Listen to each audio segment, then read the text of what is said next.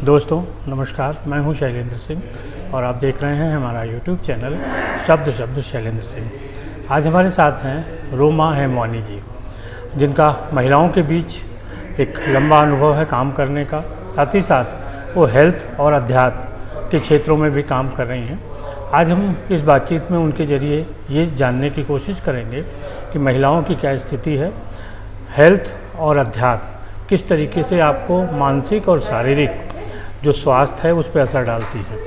हेमा जी, बहुत बहुत आपका स्वागत है। आप इतने दिनों से महिलाओं के बीच में हैं, आज क्या स्थिति है महिलाओं की, कैसे देखती है? अगर आप मुझसे पूछेंगे तो महिलाओं की स्थिति पहले से तो बेहतर हो रही है, पर महिलाएं किसी न किसी चीज़ के पीछे भाग रही हैं। तो जैसे कि हम लोगों को कहा जाता है कि आप आयरन लेडी हो जाओ, तो इस पे मैंने एक बड़ा अच्छा मेरे पास एक चीज़ आई थी, उसको पढ़ा था। तो वहाँ उन्होंने बताया कि आयरन लेडी अगर आप हो जाते हो तो शायद आप अपने आप में कंप्लीट नहीं हो, क्योंकि अगर आप लोहा हो तो आपको आग जला सकती है, और अगर आप आग बन जाते हो तो पानी आपको बुझा सकता है, और अगर आप पानी हो जाते हो तो आदमी उसको पी सकता है, और अगर आप आदमी हो जाते हो तो औरत उसको जन्म दे सकती है। तो औरत अगर उसको जन्म दे सकती है तो मृत्यु उसको खा भी सकती है। अब सवाल आता है कि मृत्यु अगर खा लेती है तो क्या करना चाहिए? तो ये सुनाई पड़ता है कि फिर मृत्यु के बाद भी आपके कर्म तो रह जाते हैं, और अगर आपके कर्म रह जाते हैं तो आप मरे नहीं हैं। लेकिन कर्मों से भी ऊपर एक चीज़ है, वो है भाग्य। और भाग्य आपका पीछा नहीं छोड़ता आपकी मृत्यु के बाद भी। तो भाग्य से आप कैसे लड़ते हो? तो भाग्य से आप लड़ते हो शक्ति से। और शक्ति क्या है? खुद स्त्री। तो आप खुद स्त्री अपने आप में इतने कंप्लीट हो कि आपको कुछ भी बनने की ज़रूरत नहीं है। आप बस अपने हो जाओ, आप एक पूरी स्त्री हो जाओ। तो वो चीज़ अगर आपके अंदर है तो मुझे लगता है कि आप भगवान को भी अगर किसी चीज़ को भेजना होता है तो वो स्त्री के माध्यम से भेजता है। क्रिएशन भी पूरा स्त्री के माध्यम से होता है। तो हम स्त्री बन जाएं, इतना काफ़ी है। सृष्टि में स्त्री का ये महत्व है। जी जी बिल्कुल। लेकिन जैसे आपने कहा ना, स्त्री बन जाओ जी, क्या वो चीज़ें हैं, क्या पैमाने या पैरामीटर हैं जिनसे आप ये मानेंगे कि हर स्त्री में ये होनी चाहिए गुण? देखिए, मुझे जहाँ तक ये लगता है कि स्त्री में हम अगर सबसे मेन स्त्रियों को उठाएं, अपने सरस्वती जी को, लक्ष्मी जी को, दुर्गा जी को, तो वो सबसे सुप्रीम स्त्री मानी गई हैं।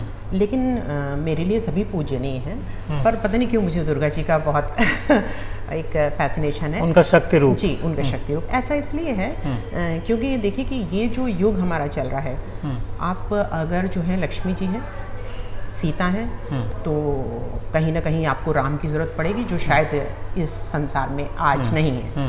और अगर आप मान लीजिए कि द्रौपदी हैं, तो आपको जो है अपनी लाज बचाने के लिए कृष्ण की ज़रूरत पड़ेगी।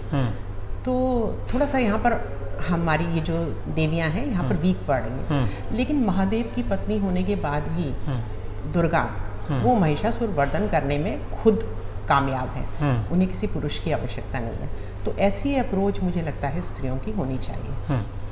अच्छा, आपने जब स्त्रियों की बात की तो तमाम सवालों के साथ एक उनकी हेल्थ का पॉइंट आता है कि कैसे महिलाएं अपने को स्वस्थ रखें, क्योंकि जब आप स्वस्थ रहेंगी, खुश रहेंगी, मजबूत रहेंगी, तभी आप जो महिषासुर मर्दन या है उसको आप कर सकती हैं। जी जी। क्या संदेश देंगी कि किस तरीके से महिलाएं अपने को इस तरीके से मजबूत बनाएं? देखिए, हमारी फिज़िकल बॉडी जो है उसका मजबूत होना बहुत ज़्यादा ज़रूरी है। इसका मतलब ये नहीं है कि आप बॉडी बिल्डर बन जाओ, लेकिन फिर भी हमारा जो जीवन है वो स्वस्थ रहना चाहिए। खुद मैं जहाँ तक अपने आप को देखती हूँ, मैं पहले एक्सरसाइज और इन सब चीज़ों से जुड़ी हुई नहीं थी। कुछ सालों पहले मैंने ये सब स्टार्ट किया। मैंने जिम भी किया, और मैंने जो है योगा भी किया, मैंने वॉक भी किया काफ़ी टाइम, और इसके अलावा मैंने स्विमिंग भी की। तो इन सारी चीज़ों को करने के बाद मुझे ऐसा लगा कि सबसे बेस्ट जो चीज़ है आपकी हेल्थ के लिए वो है योगा और स्विमिंग। क्योंकि इसमें क्या होता है, आप स्विम करते हो, तो स्विम जब आप कर रहे हो तो आपका फोकस कहीं और नहीं जाता है। आपका फोकस आपकी सांस पे रहता है। तो आपकी फिजिकल बॉडी के साथ आप पूरी तरीके से जुड़े रहते हो। एक बार आप डुबकी लगाते हो नीचे की ओर और फिर दोबारा उठ के सांस की तरफ कोशिश करते हो, क्योंकि आपके पास कोई ऑप्शन नहीं है, आपको सांस लेनी है। तो पूरी तरीके से आपका दिमाग कहाँ है?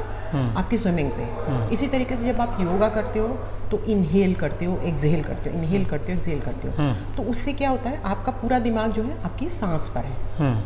जब आपका जो कोच होता है, अगर आपको वो सिखा रहा है, मान लीजिए कोई एक्सरसाइज, तो वो आपसे ये कहता है कि आप फोकस करो बॉडी के उस पार्ट पे जहाँ पर आपको जो है प्रेशर दिया जा रहा है या आप उसको मजबूत बनाने की कोशिश कर रहे हो। तो हमें फोकस करना है अपनी बॉडी पे जब हम बॉडी के लिए वर्क कर रहे हैं। अच्छा। तो मेरे हिसाब से अगर आप स्विमिंग कर रहे हैं और अगर आप योगा कर रहे हैं तो ज़्यादा अच्छे इफेक्ट्स आएंगे। आपको क्या पसंद इन दोनों में? नहीं, मुझे डेफिनेटली खुद ही योगा और स्विमिंग पसंद है। हाँ। तो वॉकिंग भी बहुत अच्छा है और आजकल तो वॉकिंग के लिए लोगों के मन में बहुत ज़्यादा है कि उसको करना चाहिए। जिम से हट के हम थोड़ा वॉक पे आ रहे हैं तो वो बहुत अच्छा है। अच्छा, हेल्थ के लिए। आपने कुछ लिखा भी है? जी, कविताएं, कहानियाँ, कैसी है लेखन में आपकी यात्रा? लेखन में मैंने बहुत लंबी यात्रा की नहीं है। वैसे लेखन का उद्देश्य होता है कि अगर आप लेखन के बारे में पढ़ेंगे, सुनेंगे, तो आपको पता चलेगा कि लेखन या तो अपने मन के लिए होता है, आप अपने मन के लिए लिखते हैं, या धन के लिए लिखते हैं, या यश के लिए लिखते हैं, या सामाजिक कल्याण के लिए लिखते हैं। तो मेरी यात्रा अभी बहुत छोटी है, मैं अभी तक तो फ़िलहाल अपने लिए ही लिख रही हूँ। लेकिन एक चीज़ लिखने का मेरा मन है, वो ये है कि मुझे लिखना है कि हमारा जो रवैया है, अगर कभी मैं अपनी किताब लिखती हूँ तो मैं ये देखती हूँ कि हमारे समाज में ये दिक्कत है कि या तो हमसे कुछ बड़े लोग हैं या हमसे जो हैं वो बराबर के लोग हैं या हमसे जो हैं वो छोटे दर्जे के लोग हैं। तो हमारे को क्या सिखाया जाता है कि अपने से बड़े लोगों के साथ कैसे रहा जाए। हम ये भी सीख जाते हैं कि अपने बराबर वालों को कैसे रिस्पेक्ट दी जाए, लेकिन हम ये नहीं सीखना चाहते हैं कि अपने से नीचे वाले लोगों को कैसे व्यवहार करें। तो यहाँ पर होता क्या है कि हमारे अक्सर आप देखेंगे इतने बड़े बड़े, मैंने औरतों को देखा है जो इतना बड़ा काम कर रही हैं, उनकी सबसे बड़ी प्रॉब्लम ये है कि हमारा जो स्टाफ है वो हमको सपोर्ट नहीं कर रहा है। और स्टाफ सपोर्ट क्यों नहीं कर रहा है? तो मैंने मीडिया में इस चीज़ को देखा, मैंने यूट्यूब पे डाला एक बार कि लेडीज़ इस चीज़ से बड़ा परेशान रहती हैं कि भाई हम तो बहुत कुछ करना चाहते हैं लेकिन नौकरानी ही नहीं आती घर। तो मैंने कहा यूट्यूब पे ज़रूर इस चीज़ का आंसर होना चाहिए कि अपने नौकरों को कैसे करेंगे ताकि वो आपके साथ काम करें। तो मुझे बहुत निराशा हुई जब मैंने उसमें डाला कि कैसे आपका नौकर आपको छोड़कर नहीं जाए। तो उसमें लिखा हुआ था या उसमें आया इस तरीके से कि नौकरों को रोकने का उपाय ये है कि आप सरसों जो है वो अपने घर में बो दीजिए। तो मुझे बहुत अजीब लगा, मैंने कहा सरसों वहाँ बोने की ज़रूरत नहीं है, सरसों वहाँ छोड़ दीजिए, अपने दिमाग में थोड़ी बुद्धि जोड़ दीजिए, अपने दिल में थोड़ी जगह रख लीजिए। तो जब आपके पास थोड़ी सी जगह होगी उनके लिए, थोड़ा सा आपको लगेगा कि अपनापन होगा। दूसरा, आपको मालूम होगा कि सामने वाला भी आपसे जो एक्सपेक्ट कर रहा है वो भी आपको देना है। आप किसी नौकर को देखिए, वो आपके 100 इंस्ट्रक्शन फॉलो करता है, शायद आप अपने बॉस के 100 इंस्ट्रक्शन फॉलो नहीं करते हैं। बिल्कुल, हाँ। लेकिन आपको 1 लाख रुपए मिलता है और आपके नौकर को 5,000 मिलता है, फिर भी आपको लगता है कि वो आपका नुकसान कर रहा है और आप बॉस का प्रॉफिट कर रहे हो। तो ये जो अप्रोच है इसकी वजह से दिक्कत आती है। तो मैं इस विषय पर लिखना चाहूँगी कि हमारे से जो निचले दर्जे के लोग हैं उनके साथ हमारा व्यवहार कैसा हो। आजकल सोसाइटी में आप कैसा व्यवहार देखती हैं? आजकल सोसाइटी की अगर बात करें तो मुझे बहुत दुख होता है कि हर औरत पेज 3 होना चाहती है। तो मुझे अफसोस है कि पेज 3 होने की क्या ज़रूरत है, पेज 1 पे आ जाओ ना। हाँ, 3 पे क्यों? 3 पे क्यों? हाँ। तो पेज 1 होने वाला कोई प्रयास समाज में नहीं दिखता है, ये कमी है। लोग कहते हैं कि हमने बहुत बड़ा सर्कल मेंटेन कर रखा है। तो आप सर्कल मेंटेन कर रहे हो यानी आप एक सितारे की तरह किसी सूरज की चारों तरफ घूम रहे हो। तो आप किसी से एक चमक उधार ले रहे हो ना, तो क्या ज़रूरत है किसी से एक चमक उधार लेने की? आप खुद क्यों नहीं सूरज हो जाते हो? तो अगर आप खुद सूरज हो जाते हो तो मुझे नहीं लगता कि लोगों के चक्कर लगाने की, समाज में ये दिखाने की कि आपका इतना बड़ा सर्कल है ज़रूरत है। समाज खुद आपको पहचानेगा। हाँ। तो आप सूरज बनो ना, आपको सोसाइटी का सर्कल का पार्ट क्यों होना है? आप बिंदु क्यों नहीं हो जाते हो? आपका अध्यात्म की तरफ भी रुझान है। जी जी। क्या है अध्यात्म और कैसे उससे मानसिक सुकून हासिल किया जा सकता है? देखिए, मेरे हिसाब से ऐसा है कि आध्यात्म हर प्रश्न का जवाब है मेरे हिसाब से।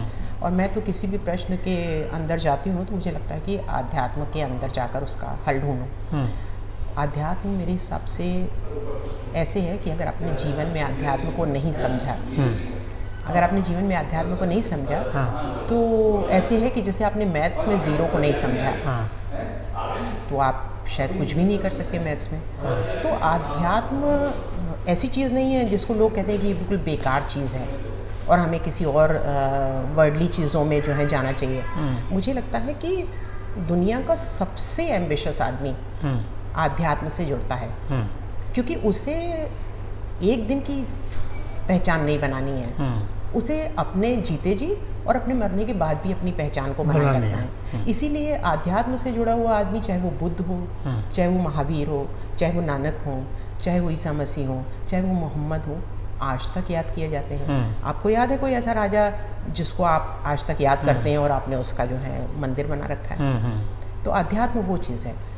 आप ज्ञान में आपको लगता है कि आम तौर की ज़िंदगी में अध्यात्म की ज़रूरत नहीं है। अगर आप अध्यात्म को समझते हैं तो आप लोगों से जुड़ते हैं, और जब आप लोगों से जुड़ना शुरू कर देते हैं तो होता क्या है कि आप कोई भी काम करें, आपको सहयोग मिलता ही मिलता है, और आप सहयोग पाएंगे तो आपका वो काम अच्छा सफल होगा। तो आध्यात्म से थोड़ा जुड़िए। आप जितने भी लोग हैं किसी भी क्षेत्र में काम कर रहे हैं, थोड़ा सा इस तरीके से सोचिए कि आध्यात्म से जुड़ें।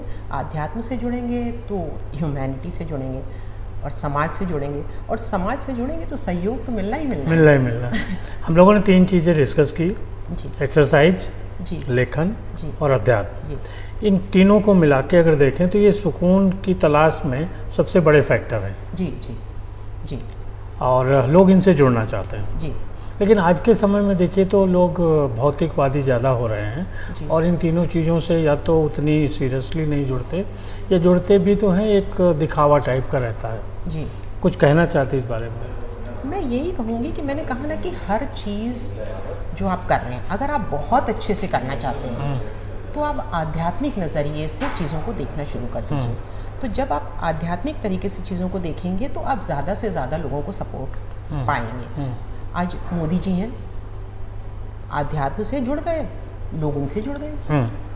आप किसी भी इंसान को उठा लीजिए, तो अगर वो जब तक लोगों को जोड़ना नहीं जानता है तो वो कोई बड़ा काम नहीं कर सकता।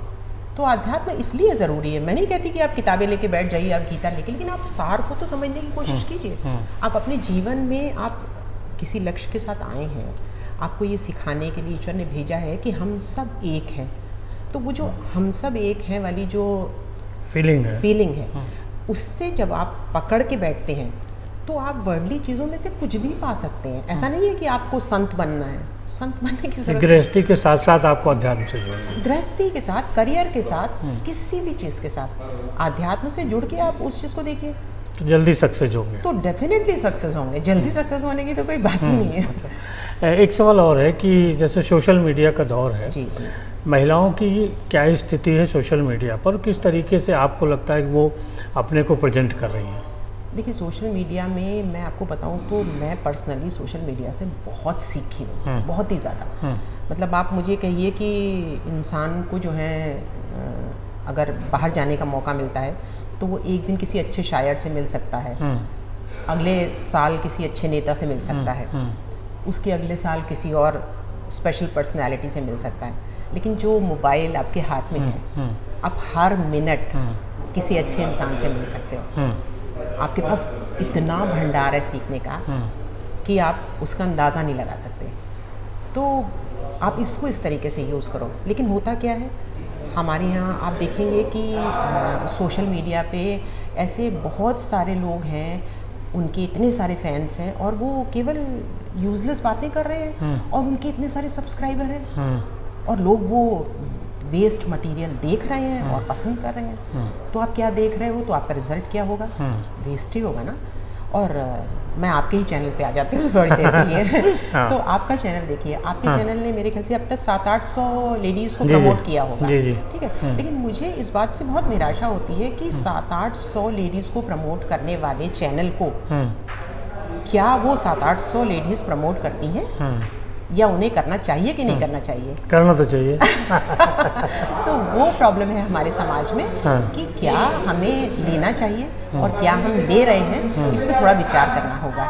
लोग स्वार्थी ज़्यादा हो जाते हैं। कई बार लगता है कि हम दूसरे से ले लेते हैं लेकिन कुछ देना नहीं चाहते। इस समाज की ये कुछ हालत है। हाँ, ये इस समाज की हालत है, लेकिन बात तो ये है ना कि आपको अगर ये फीलिंग आ जाए कि आपको सामने वाले को 10 रुपए दे के 100 रुपए का फ़ायदा हो रहा है, तो शायद आप दे देंगे। तो ये बात आपको किसी भी आदमी से काम लेने के समय सोचनी चाहिए। आदमी क्या करता है, 100 रुपए का काम ले लेता है, 10 रुपए देना नहीं चाहता, हाँ। है ना। तो पहले ये समझिए कि 10 रुपए मैं इन्वेस्ट कर रहा हूँ, 100 रुपीज़ मेरे पास आने वाले हैं। हाँ। गरीब आदमी के साथ भी आप क्या करते हो, 1 लाख रुपए कमाने वाली, 2 लाख रुपए कमाने वाली औरत है, उसको अपने 1 लाख 2 लाख रुपए से दिक्कत नहीं है। उसकी सबसे बड़ी प्रॉब्लम मालूम है क्या है? उसकी सबसे बड़ी प्रॉब्लम ये है कि ये जो 4-5 हज़ार रुपये मुझसे ले जा रहा है, ये तो यार मुझसे बहुत बेनिफिट उठा रहा है। ये नहीं उठाना चाहिए। ये नहीं उठाना चाहिए। यहाँ वो परेशान होती है। तो और कुछ कहना चाहती हैं चलते चलते? कुछ नहीं, बस मैं तो यही कहूँगी कि आप लोग आगे बढ़ते रहो। और लेडीज़ के लिए अगर मैं कहूँ तो लेडीज़ के साथ बहुत सारी दिक्कतें हैं, उनको आगे बहुत सारी रुकावटें हैं। तो गुलेल आप लोग सभी जानते हो, गुलेल को आपने देखा होगा। तो जिंदगी की रुकावटों में गुलेल की तरह काम कीजिए। आपको आगे बढ़ने के लिए पीछे जितना आपको खींचा जाए उतना अच्छा टारगेट आपका होना चाहिए, और प्रेशर उतना ज़्यादा होता है। प्रेशर उतना ज़्यादा होगा। और दूसरी चीज़ ये है कि जीवन की पतंग को औरतों को इस तरीके से उड़ाना चाहिए कि खींचना भी आए और ढील देना भी आए, और डोर भी उन्हीं के हाथ में रहे। और डोर भी उन्हीं के हाथ में रहे। तो दोस्तों बहुत शुक्रिया। ये थी रोमा जी, जिन्होंने आज ज़िंदगी की तमाम बातों के साथ हम लोगों के साथ रूबरू हुई। बहुत कुछ हम लोगों को सीखने को मिला। हम लोग फिर मिलेंगे किसी और नई शख्सियत के साथ। तब तक नमस्कार, धन्यवाद।